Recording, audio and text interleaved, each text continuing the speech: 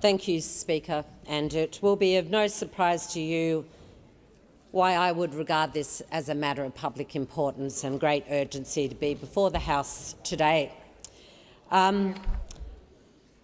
Indeed, the work that you pursue internationally, that this parliament has led around the world, where we see now 20 countries following the efforts of the Australian government to ensure the safety of children everywhere, is something to be commended and something the Australian Parliament should be incredibly proud of. Hear, hear.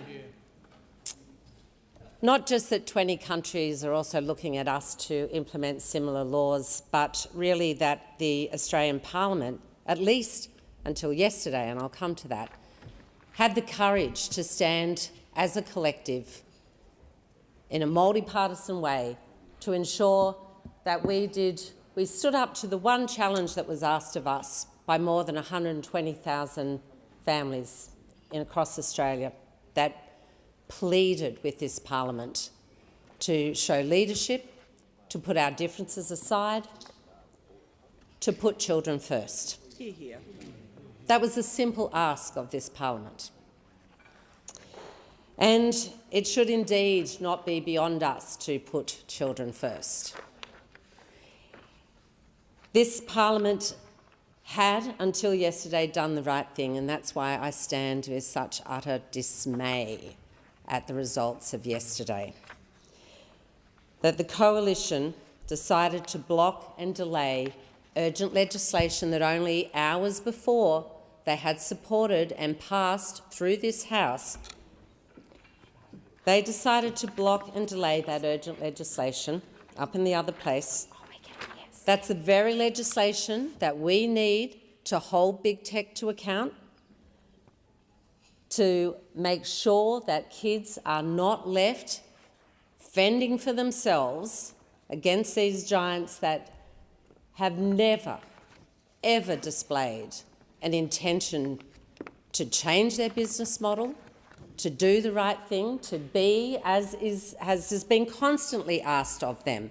I don't think the Prime Minister or our Minister could have made the serious nature of this any clearer. Since day one, the message to the big tech guys has been very clear. It is, if you want to conduct business in Australia, if you want to have a social platform in Australia, it comes with social responsibility. They have shown every resistance at every step of the way, and that does not surprise anyone on this side of the House, and I don't think it surprises anyone in this parliament. We knew the fight we were up for. There was never going to be an easy pathway. But we're not here to make easy decisions. We're not here to do the simple work. I chaired a committee 2 years ago in this place, a joint committee, a select committee on social media in Australian society, and it was when this parliament first started taking a serious look at the impacts that this social media was having in our communities. We took a lot of time to undertake this inquiry. We had people from across all parties, from across both houses, who heard the stories from parents about the unrelenting attacks they felt on their children. Okay? These were kids that were way too young to be making those calls for themselves about what was going to be, appropriate material online for them.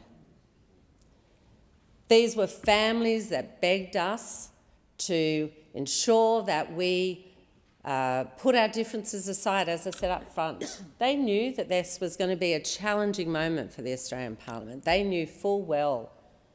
They knew the arguments they were having every day in their kitchen tables and in their lounge rooms about kids spending so much time just doom scrolling. But they also knew it wasn't the fault of their kids. They knew straight up that they were algorithms designed to do harm, that there was a business model that in fact ensured the continuity of harmful practices online. Now, I'm not going to go into all that detail, but those submissions were made, parliamentarians heard the evidence loud and clear, and we were begged to act. And this parliament rose to that occasion. That ban on under 16s on social media was world-leading. Just in the way this Australian Parliament led the world on the tobacco ban, the banning of advertising on tobacco. That was not an easy decision back then. And we know what happened. We know the litigious nature of big tobacco, of big tech, and that's why this is so damn critical right now. That is why every parent in Australia is like, how can this be happening? How is it that the coalition stood here in the morning and backed this in, knowing full well we needed to give the E-Safety Commissioner powers? We needed to deliver additional powers so she could enforce the will of the Australian Parliament, the will of the Australian people. She needed that, and she is on record of exactly why that was required. So it's no surprise to anybody in this parliament. But the parents, you know, they need us to stand up. They haven't gone away.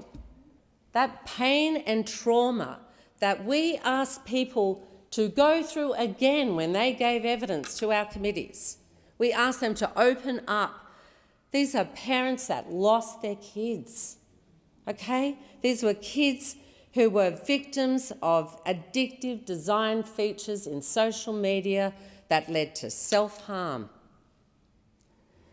that led to extreme levels of anxiety, depression, eating disorders, body image harm, cyberbullying, misogyny, radicalisation, mis and disinformation. None of these are things that you want your children ever to have to live with. We heard from those families. I see the member for Fisher sitting in the room, the only member of the coalition. Sorry, I am to be corrected there. But I am pleased to see his presence in this chamber because he sat on that committee. He heard that evidence firsthand, and I can only imagine what he feels right now, because we know how important it was. Member for Flinders also. You know what's at stake.